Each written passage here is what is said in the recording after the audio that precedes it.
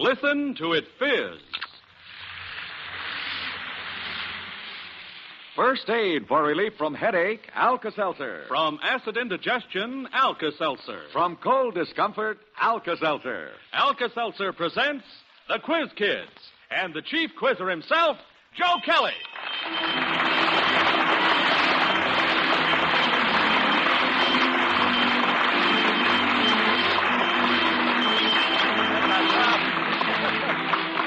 Everyone, well, say we're mighty happy you can be with us today because I know you're going to enjoy meeting our special board of quiz kids.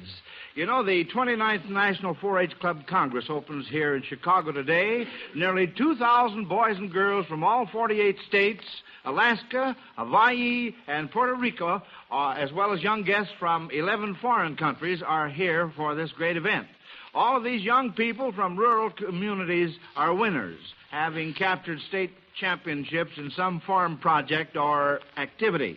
And we have 5 outstanding 4-H Club members selected especially by the National 4-H Club Committee appearing as quiz kids this afternoon, plus a studio audience made up of 4-H Club members from every state in the Union. Say, I'll tell you, let's hear from the gang out there. Let's hear some noise so the folks back home will know that you got here all right. How about it?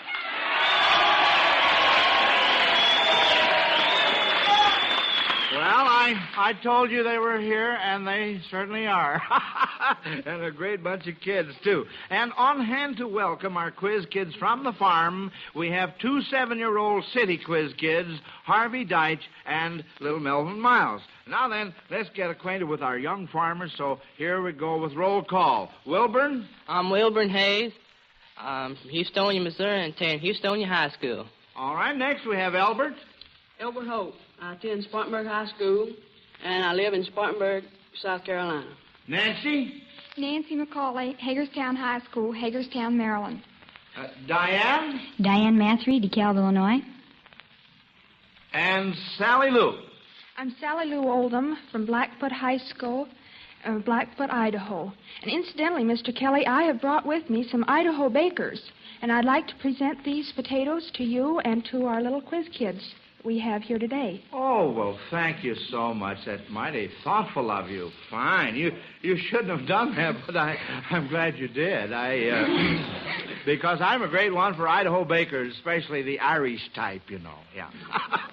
All right, thanks again. Now then, let's get along here. Here's our first question, and it's from Mrs. Dorothy Boland of Chicago, and it combines farming with history.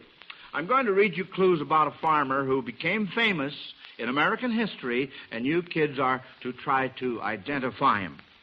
Here's the first part. From plantation slave to Iowa State College. Very famous person. Sonny? Was that George Washington Irving?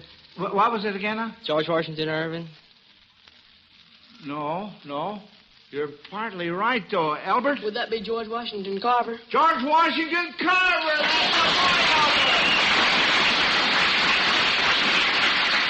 How about this next one? From a Virginia plantation to Federal Hall, Wall Street. Sally Lou? Oh, I take my hand back. Oh, you take your hand back? All right, just so you don't take your potatoes back. All right, how about it? From a Virginia plantation to Federal Hall, Wall Street. Diane. Might that be George Washington? George Washington, that's right, Diane. That's correct. Our first question. Now, this question is from Mrs. Charlene O'Brien of New York, and it calls for a discussion. You kids are asked to tell us what experience you've had on the farm that was the most exciting or, we say, unusual. Who would like to start this off? What experience have you had on the farm that was very exciting or most unusual? Nancy's got her hand up. All right, Nancy, you start it off. Well, I don't know if it would exactly be on the farm, but I'm also interested in cattle besides sewing, and I think that the most thrilling experience I have is when I take my cattle into the show ring and then come out with a blue ribbon. Well, if I can get one. Oh, that blue ribbon, you betcha my boots. How about the rest of you kids now? Sally Lou? Oh, Mr. Kelly, you put this on a farm. I don't live on the farm. Oh, But I have taken some projects which might be considered farm projects. For instance, an insect activity in which I raised and collected insects. Well, good and for you. I really enjoyed this because I found that I started out with a great fear of insects, and now I can laugh at people who are afraid of them. Well, that's very, very good, Sally Lou. And let's see now, who else do we have to hear from? Sonny? Well, I think my greatest experience was when I was 9 years old, just starting in at 4-H. My father took sick in the middle of our cropping season, and since we only had the one tractor, I had to finish plowing the corn and harvesting the crops that year by myself. Well, how many acres have you got? 320. 320? Oh, boy, that deserves a big round of applause. I'll bet you had to get up earlier than usual to get the chores done, too, didn't you? You bet, Mr. Kelly. You betcha, uh-huh. All right, Albert, how about you now? Well, I can't think of an exciting experience that has happened to me on the farm, but I enjoy working with livestock and cattle, and through working with them, I've learned that they have a brain almost like that of a human. I mean, they understand you, and if you work with them long enough, they get to know you and will just work with you in perfect coordination in the show ring. And I think that an animal has a great place on the farm. Well, good for you, Albert. That's very, very interesting. Uh-huh. And lastly, Diane. Well, I won't say this is my greatest experience, but it's an experience. It was the first day I tried driving a tractor, and there were 2 fields to plow, which was perfectly okay, but the thing I didn't remember was there was a fence between them. Oh, that's cute, isn't it? That's all right, Diane. Well, all of these different things that you kids have told us, I'm sure everybody enjoyed hearing about them. Now, kids, for this question here from Mrs. Paula Stark of New York, you are to pretend you're judging a Guernsey dairy cow at a fair. Now, just how would the cow have to measure up before you could give her a blue ribbon, like we were talking about a while ago? Let's see, Nancy? Well, since I have Guernsey cattle at home, well, I'm more interested in them. But I think when you have 4 in a class, well, you have to judge if they have straight legs, a straight top line, consider a clean-cut head, and their barrel, and their udder, and, their neck, just almost every point of a cow. Uh-huh. Well, that's very, very good, Nancy. Very good. Uh-huh. Now, as I said earlier, kids, our little 7-year-old city quiz kids, Harvey Deitch and Melvin Miles, they came down to meet you 4-H Club boys and girls because they're very anxious to learn all about the farm. So I'm going to let them ask you a question of their own from time to time. Now, Harvey, suppose you go right ahead and ask these boys and girls one of your questions right now. Are there any animals or creatures on the farm you do not like, and why? Boy, now, that's really a question I want to tell you. Who would like to answer this question that Harvey has just posed for us? All right, Nancy? Well, I think that's a difficult question for a farm person because when you live on the farm, you get to like all animals, and there's none that you exactly dislike. I mean, if you do, you learn to like them gradually. You like them all? Mm-hmm. Well, how about you, Sonny? What would you say? I agree with Nancy that most animals on there, some of them the wild animals may be harmful at first. They always have enough good points and good deeds to do for the farmer that they kind of bounce things up. I see. And Sally Lou? Well, I don't live on the farm, as I said before, but I do have heard that, of course, our weasels and some of the other predatory animals are very definitely not wanted on the farm. Mm-hmm. Albert? Did he say farm animals? Yeah, well, yes, our... Farm animals? Well, I don't know of a farm animal that isn't loved and is very useful on the farm. Uh-huh. Diane? Well, I was going to say something like that, too, Mr. Kelly. The only thing I could think of were probably little mice, which just give me the shivers, but then you find them in the city, too, I guess. But as far as animals on the farm are concerned, I think I can think of nothing that I'd like to see better than a little black Angus calf. Well, I think Harvey said something about creatures there, so the little mice you talked about came out all right. Well, now, you 4-H Club quiz kids are really on your toes. And now then, little 7-year-old Melvin Miles wants to ask you Farm Quiz Kids a question. We'll give him a minute to get ready while we listen to our announcer, Bob Murphy. Thanks, Joe. You know, friends, you can't really be sure about anything until you try it yourself. For example, you can't know how quickly and easily Alka-Seltzer can help relieve acid indigestion until you try it. So do this. Get a package of Alka-Seltzer at any drugstore.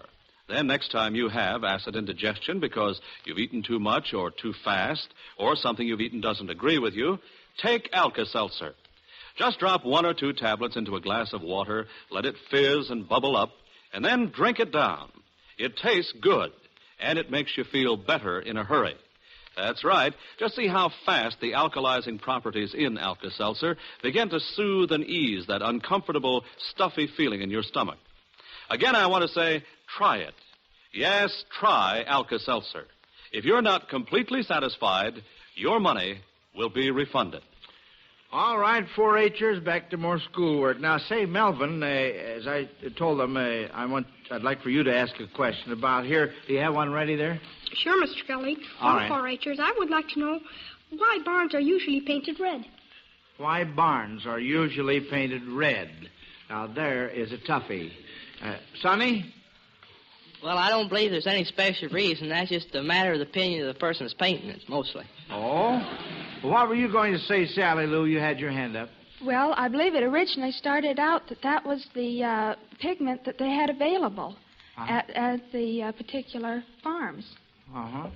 Fine. What answer you got on your question there, Melvin? Oh, Mr. Kelly, this is one that I sort of would like to know myself. So I see. You don't have an answer on the card. Well, I guess between Sonny and Sally Lou, they told us just why they're usually painted red.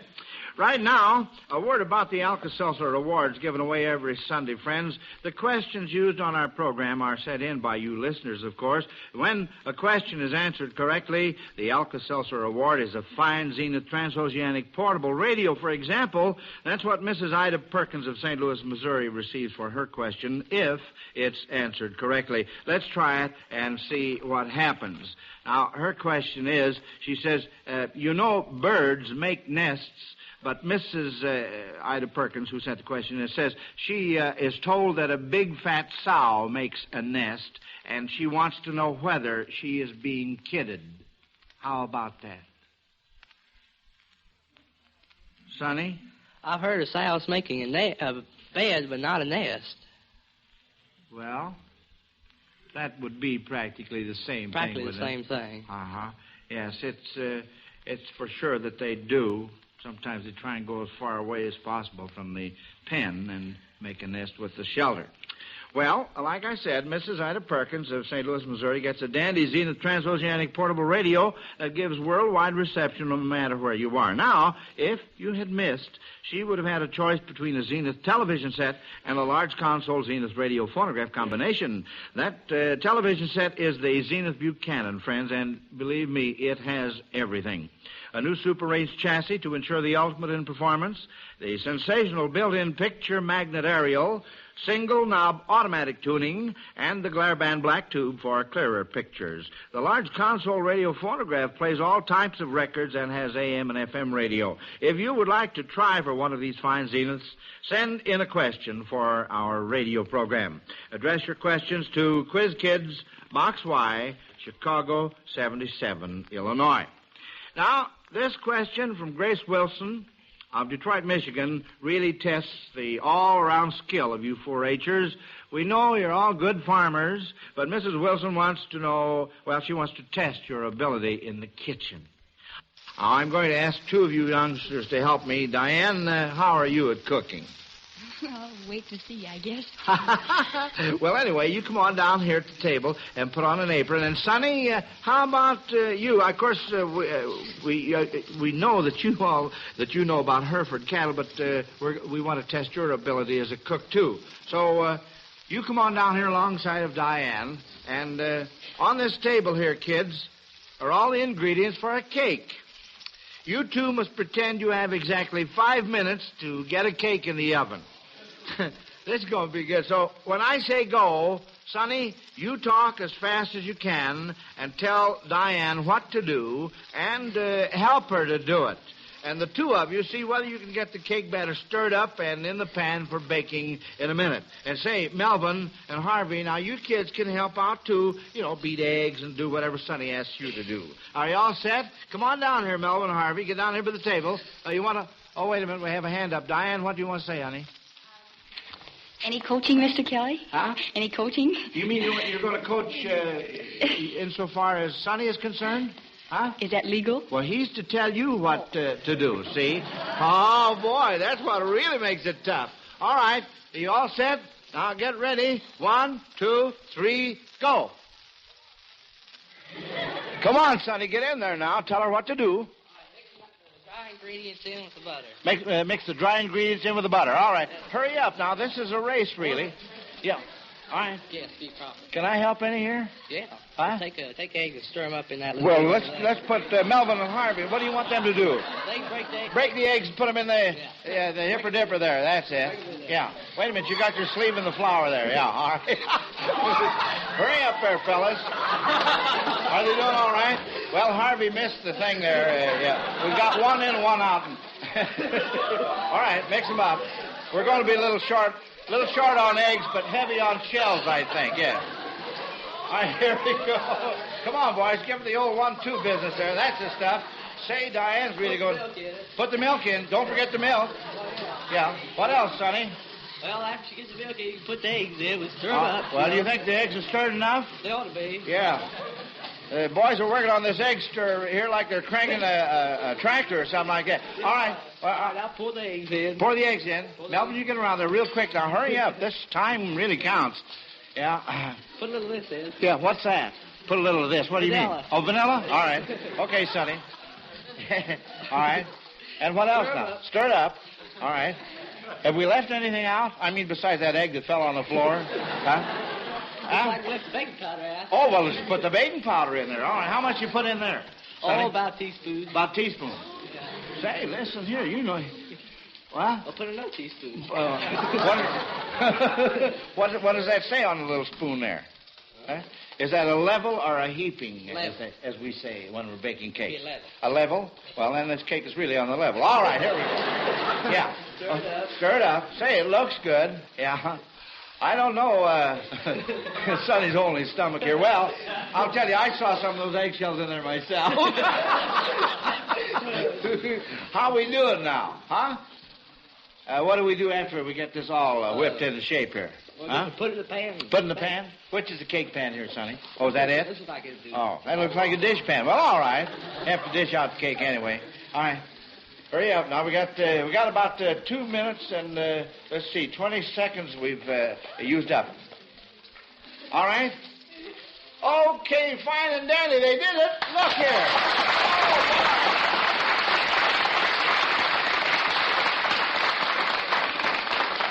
Well, fine. 2 minutes and 30 seconds whipping up that cake. Well, congratulations to you, Diane, and especially to you, Sonny. I'll tell you right now, these farm boys and girls can tackle anything, and they usually succeed, believe me. Now, friends, the president of the National Society for Crippled Children and Adults is here to present a special award to the Quiz Kids program this afternoon, and we're very, very happy to have him here and to have all you folks meet him. And here he is, Mr. Gerard M. Ungaro.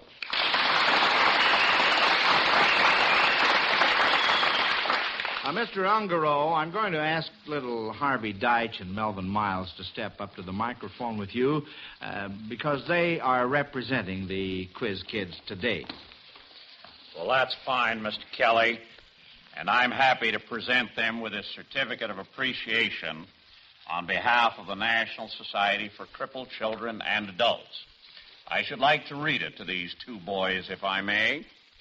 And it says, to the Quiz Kids, Joe Kelly, its able master of ceremonies, and its sponsor, Miles Laboratories, for the nationwide impetus which they have joined in giving to special education for crippled children by the invaluable participant recognition on this radio program.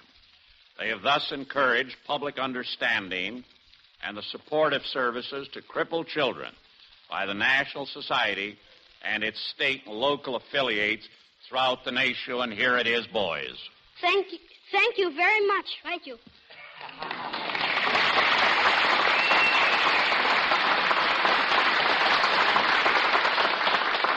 Thank you very, very much, Mr. Gerard M. Ungerow. Now, kids, let's get back to more questions. Say, we're having a lot of fun this afternoon.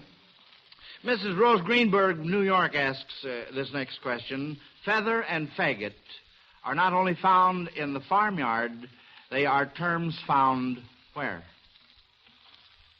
Feather and faggot. Sally Lou? I believe that would be in sewing. In sewing, that's right, because in sewing, they are stitches. That's very, very good. Say, Harvey, have you got another question you'd like to ask there? Yes. All right. Now, 4-Hers, I would like to know what animal on the farm is the most profitable. All right, Harvey, you can take the hands up. Albert? Oh, well, I believe a cow is, because they produce the milk, which contains more helpful foods for energy than any other food. Okay, Diane. Well, Harvey, being a cattle feeder myself, I might not agree with that. It really depends on what you're looking for. Now, you remember when you have cattle or when you have cows on your farm, Harvey, that you have to get up real early in the morning and milk them, and you have to stay home at night. You can't go away at night because you got to stay home and milk them. And so it just sort of depends on what you're looking for. Now, if you just want to shovel them something to eat and then ship them off and sell them, well, then that's something different. That's what I do, so I go away at night then. All right, Harvey. Well, now you just remember all those things, won't you? That's a boy. Now then, here's an interesting observation. More people catch cold on Monday than any other day of the week. Do you want to explain that, Bob Murphy? Well, that's what the facts show, Joe. During the rest of this month and all of next month, over 21 million people can expect to have colds. That's a lot of colds. And whether a cold starts on Monday or any other day, it can make you feel pretty miserable. I always keep plenty of Alka-Seltzer on hand during the cold-catching season. And when you feel a cold coming on, you start taking Alka-Seltzer? You bet I do, Robert. I follow the directions to the letter. They are right there in the Alka-Seltzer package, you know. And Alka-Seltzer helps you feel better, doesn't it, Joe? And how? That miserable feverish ache in every bone feeling that you usually have with a cold, Alka-Seltzer really helps that. And I like to use it as a gargle, too. It's easy, friends. You just drop a couple of Alka-Seltzer tablets in a quarter glass of warm water and gargle with this solution. It certainly eases the raspy sore throat that sometimes comes with a cold. Joe, then you recommend Alka-Seltzer for relief from cold misery? That's just what I've been saying. Alka-Seltzer can be worth its weight in gold when you're suffering with a cold. Now, just remember that, folks. Well, say, Melvin, it's about time we heard from you again. Have you got a question there to ask the 4-H Club Mr. kids? Kelly. Well, 4-Hers, I would like to know, which do you think has the most fun, the city children or the farm children? And what makes you think so? How about that now? Let's start off with Albert on this. I think the farm boy or girl has a lot more fun or pleasures because you have, you can more or less say you have the wide open spaces to have fun in. And in the city, you're cooped up in a little hotel room or apartment house, and you just sit around all day and almost wither. All right, Albert. Now, who else wants to give us an opinion on this? Nancy? Well, I think there's advantages and disadvantages to living both places. I think that in the country, just as Albert has said, that you get good, clean air and there's a lot of open spaces and all. But then there's the problem of transportation to town whenever you want to go. And on Saturday night, especially if you don't have bus service and only one car in the family, well, that presents a problem. Well, of course, you can always go in on the tractor, can't you? Sonny, how about you? Well, I'll have to agree with Albert that the farm kids have more fun. There may be some disadvantages to it about transportation, but I don't seem to bother. Sally Lou? Well, I think the city kid visiting on a farm has the most fun. I definitely do not like a large city. I like either the small city or the farm. But I think that the city kid living and visiting on the farm would have the most fun. All right, fine. Well, now, try this one from the Alka-Seltzer question box. It was sent in by Herbert Freewald of Chicago. What form of entertainment popular on the farm long ago do the following songs suggest? And you must get 2 out of 3. All right, Howard, let's have number 1.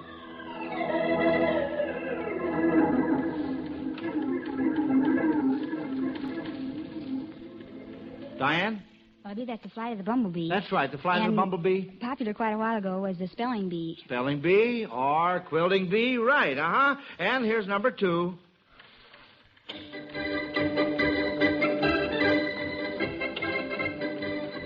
Albert? Well, that is Jingle Bells, and that would be the sleigh, bells on the sleighs, or... yes, but what popular, entertainment would it... Sleigh ride. Sleigh riding, that's the idea. And how about this one?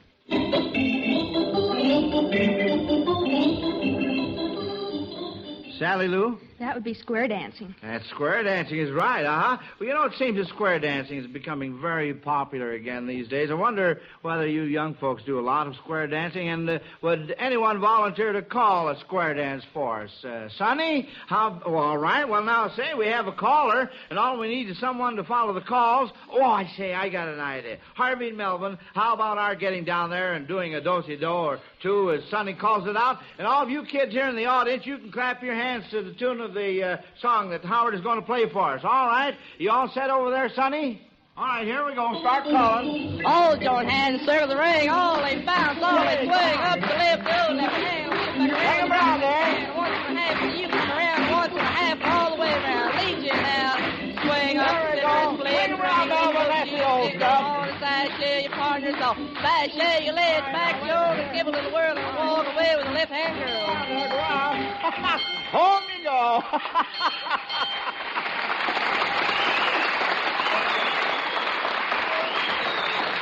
Oh, dear. Well, say, that was short but sweet. And, of course, there's our bell. But before you're dismissed, I have something important to say to you 4-H Club quiz kids and to our friends listening in. But first, here's something else that's important. Friends, don't take chances. Don't guess that you and your family get enough of the essential vitamins. Make sure they do by seeing that each member takes one-a-day brand multiple vitamins every day. Millions are handicapped because they do not get enough vitamins. If you have not given this matter much thought, it's high time you did. You can't keep feeling your best or looking your best unless you get enough vitamins. One-a-day brand multiple vitamins taken every day give complete protection against a lack of any or all of the vitamins known to be essential. Ask for and insist on getting one-a-day brand, the vitamins with the big 1 on the carton. Their potency is guaranteed by Miles Laboratories, makers of Alka-Seltzer. Well, say, it's really been a treat having you 4-H Club boys and girls appear as quiz kids on our program. I know the folks back home are mighty, mighty proud of you. And you will each receive a $100 savings bond from our sponsor, makers of Alka-Seltzer, to help you with your future education. And the very best of luck to all of you. I know you're going to have a wonderful week here in Chicago. How about you folks here in the studio, you young 4-H clubbers? Have you had a good time so far this afternoon? Well, good for you.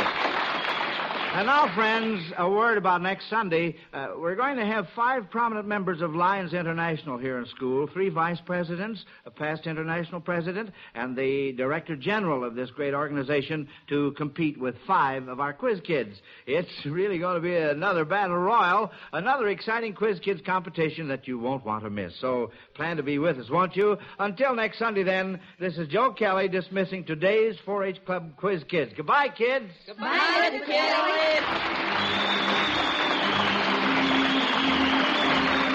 Listen to the Quiz Kids coast to coast every Sunday afternoon and see and hear Alka-Seltzer's Quiz Kids television show on NBC. Consult your local newspaper for time and station. This is Bob Murphy speaking.